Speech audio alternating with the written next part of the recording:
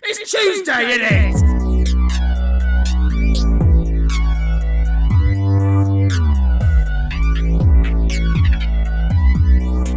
Hey everyone, it's Mimi and Weezus. Hey guys, what's good?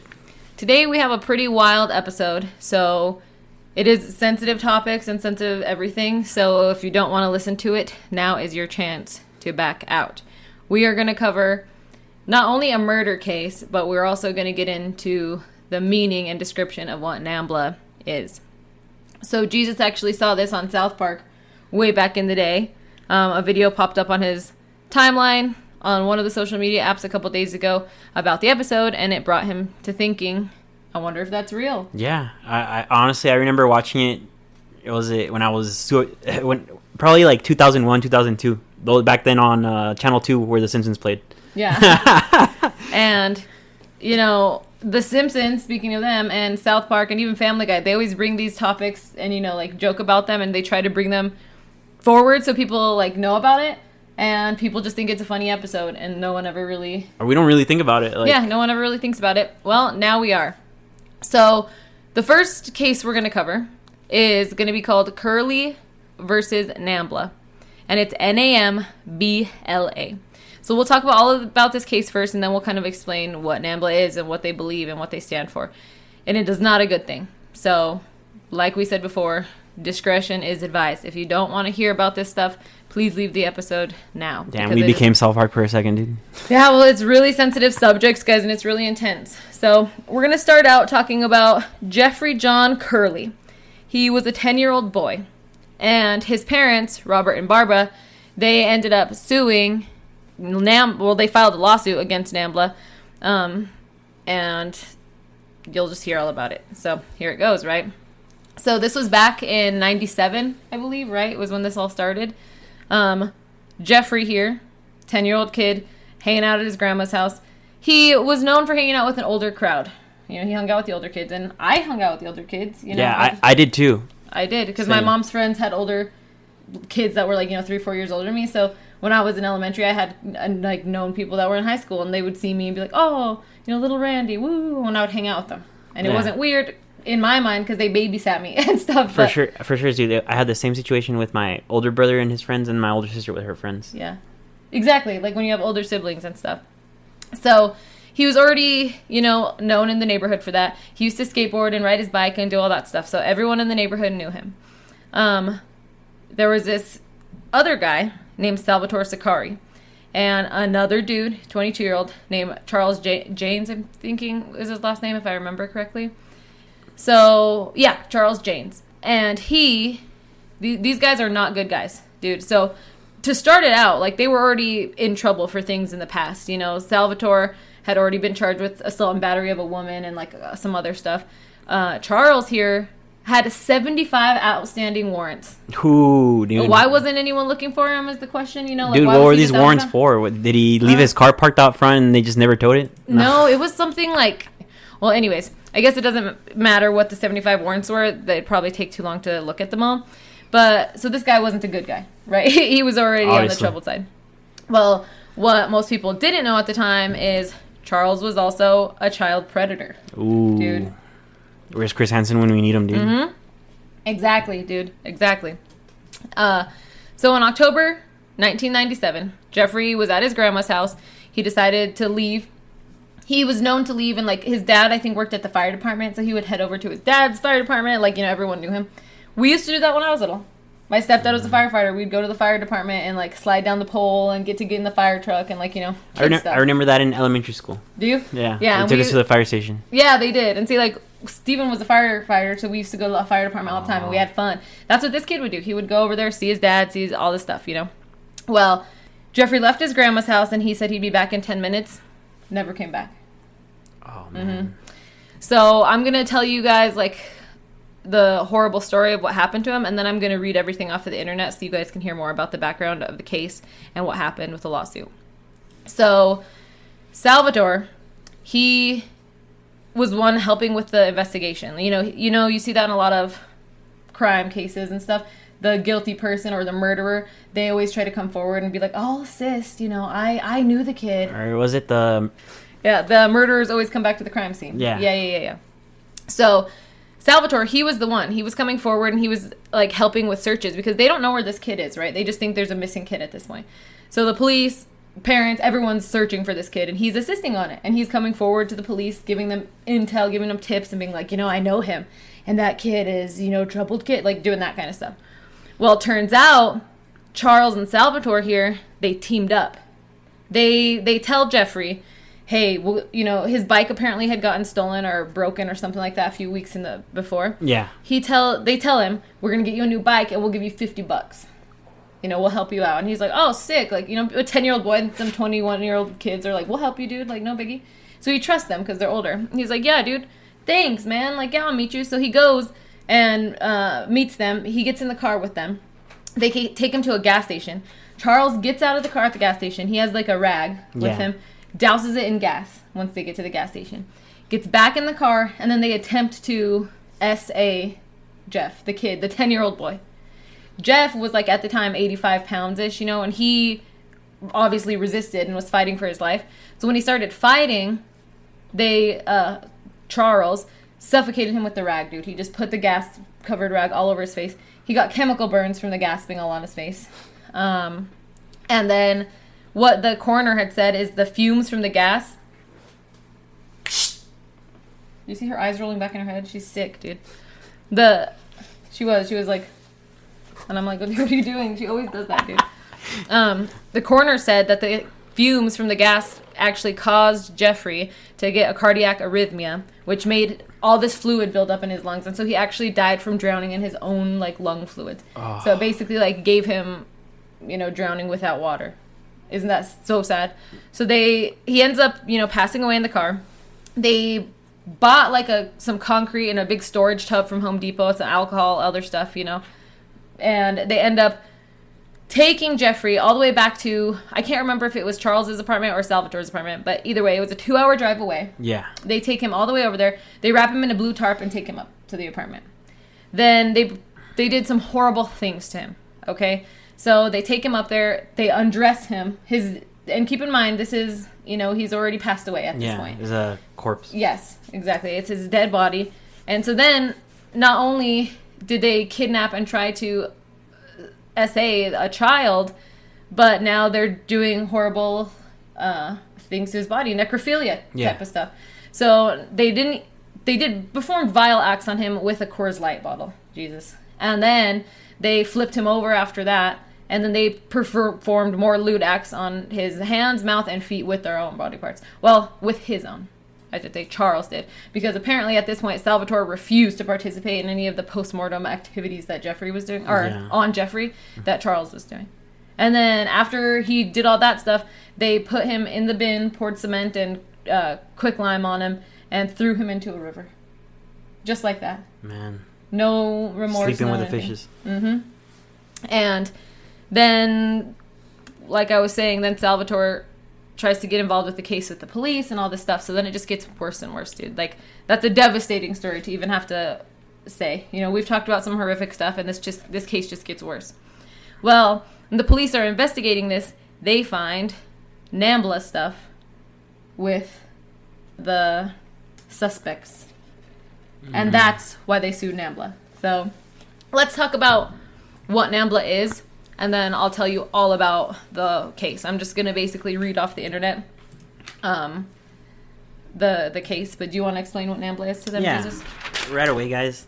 NAMBLA, it's the North American Man-Boy Love Association. Ugh.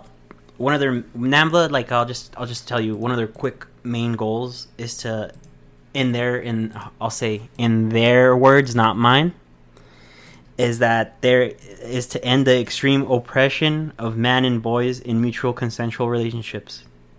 Yeah. So they want to take away the age of consent is what their goal is. And I want you guys to know, they're strictly just targeting boys. Just boys. Men and boys. Men and boys, yeah. This is like an all men's organization. And you might say, so when you look at their website, it's NAM, lowercase b, and then LA, and all the other letters are capital. The M and then the lowercase b, I looked on their website, and the capital M stands for man, and the little tiny b stands for boy, and that's why they put it in small print. Like it's just disgusting, right? And they have a website, you guys. You can go onto their website, read all about their stuff, and just join in on their group. And that makes you think, how the hell is this even allowed? Why is this allowed? I guess Well, this fits into like the religion stuff, like the Satanist church and all that. Mm-hmm.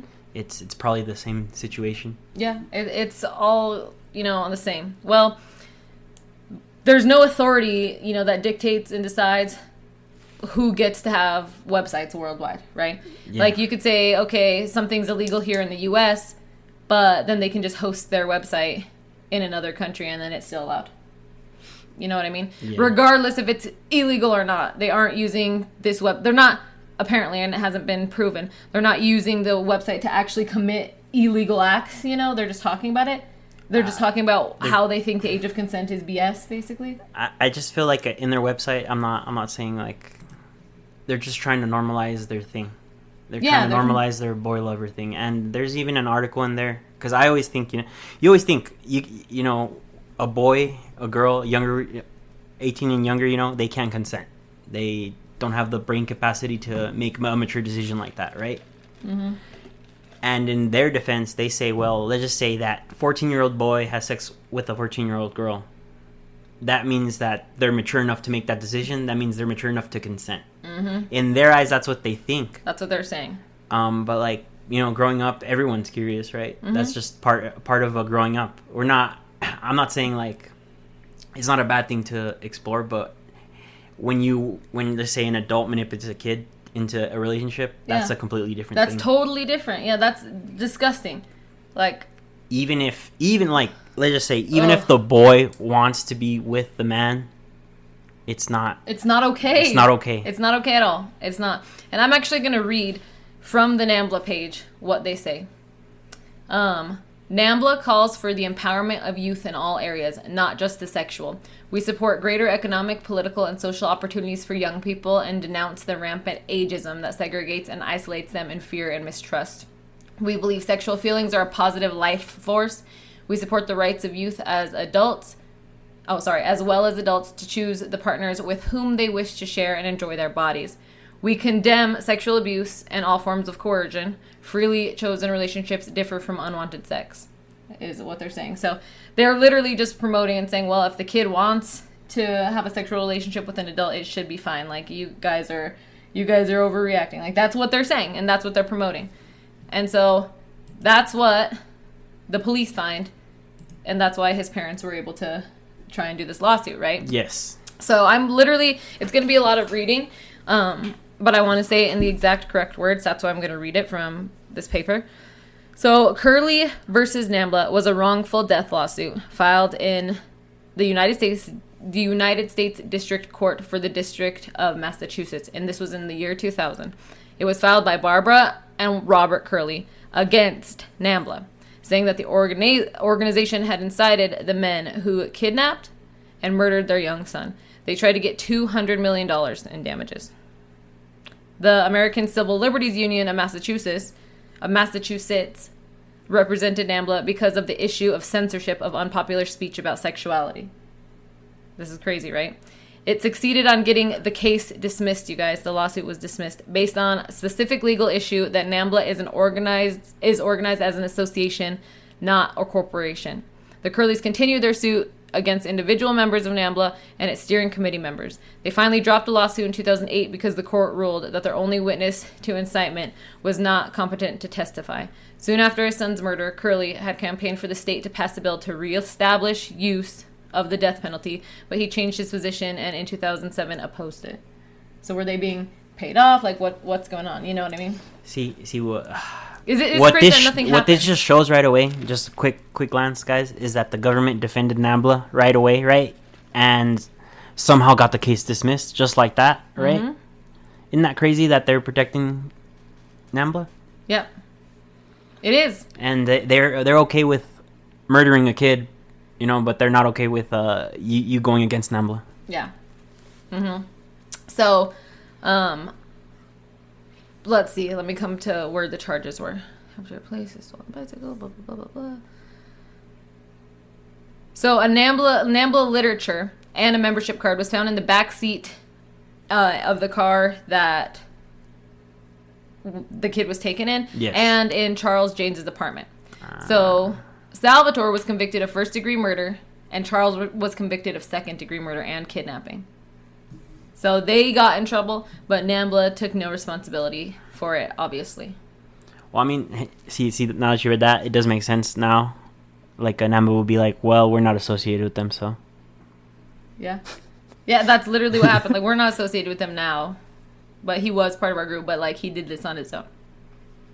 That's kind of what happened. It wasn't any of our ideas or anything like that, right? Yeah. Our ideologies. Mm-hmm. So, I don't know. I mean, then you talk about who their founders are, I guess we'll say. So, I think, is Alan dead? I don't think. I think just the first two. Let me see if he's alive still. I don't think he's dead. Allen Ginsberg. Let's see if he's still alive before I say anything. Allen Ginsberg. He's still alive, dude. Look, No, he's 70. died. Oh, died. Oh, he died in 1997? Damn, so he died that same year. Interesting. It doesn't say he's dead on this page. It shows everyone else. And then, you know So- how that court case came out in 2000? Yeah. And is it interesting that the South Park episode came out in 2000? Yeah. Weird, right? So, their founding members were Alan Turing, which was... You can look on the website if you want to and look at the pictures of these guys.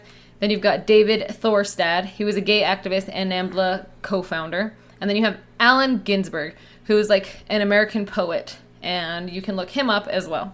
They are all dead. But I don't see the point behind all of this, like of them forming all of this. And if you go on, they get letters from kids, you guys. Kids are writing them letters, like thanking them. And asking them... See, there's always this, in How to Catch a Predator, you know, with Chris Hansen.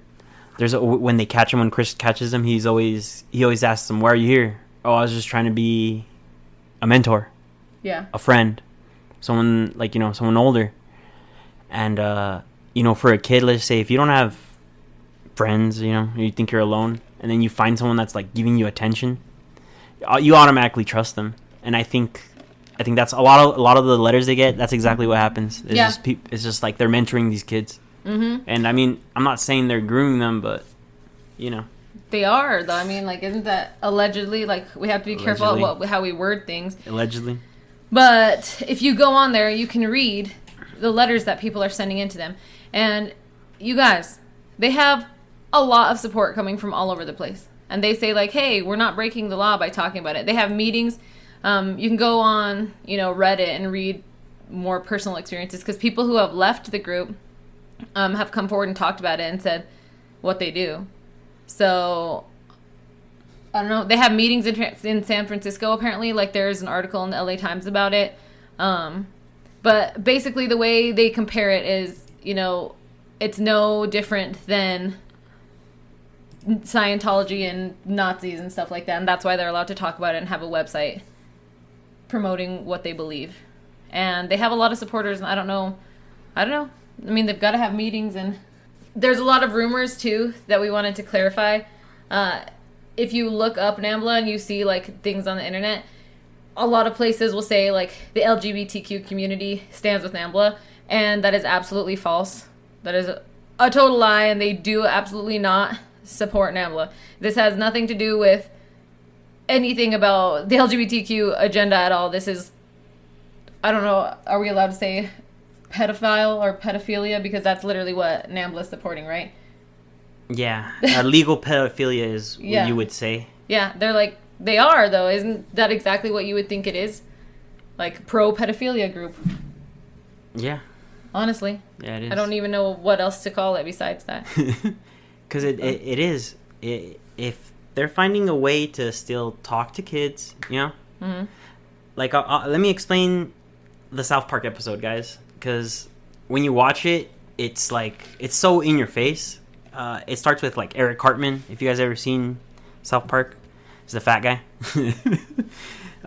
He starts off, like, literally he's playing with his friends, Stan, Kenny, and Kyle. And he's like, oh, you guys are so immature. You guys, I I can't hang out with my friends. I need to hang out with older people. And then right off the bat, he goes on the internet, checks out the internet, and then he puts himself like on an AOL Messenger, you know, ASL, that type of thing. Yeah. And he puts like young boy looking for men to have fun with, and then automatically you just hear like 8 or 9 dings, ding, ding, ding, ding. And he hits up someone. He's like, "Hey, guy," he's like, "You seem kind of cool." He's like, "Let's hang out." And then they meet up like at a pier or something. And nowadays, you know, all that stuff is being visualized or is being monitored. So as soon as he gets there with the pedophile, the police come and arrest the guy. And it happens like 2 or 3 times. And Carmen's like, what the hell's going on? So then he meets with someone that says that they're from NAMBLA, right? But it's a different kind of NAMBLA. And he goes to the wrong NAMBLA, ends up being this one. And that's when you learn that they're child lovers. Yeah. Ugh. Well, and you know what else they do? Is they, not only are they trying to, like, abolish the age of consent laws, but they campaign for the release of men who are in prison right now for sexual contact with minors. That didn't involve what their idea is, you know, what they consider coercion. Oh, man. So it's like these people, in their website, it seems like they're fighting for a good cause or whatever. That's what they try to make you think, yeah. And they're, like I said, it's trying to normalize all this. And if your sound of mind will say that, if you're conscious up here just a little bit, you'll realize how wrong all this is. Yeah. Ugh. Well, if you guys know anything else about NAMBLA that we don't know, please drop it in the comments. Let us know. We'll do another episode on it if you guys want us to. We can find more information. But we just wanted to bring this to light, that this is a real thing. It's a disgusting thing. And let us know what you think.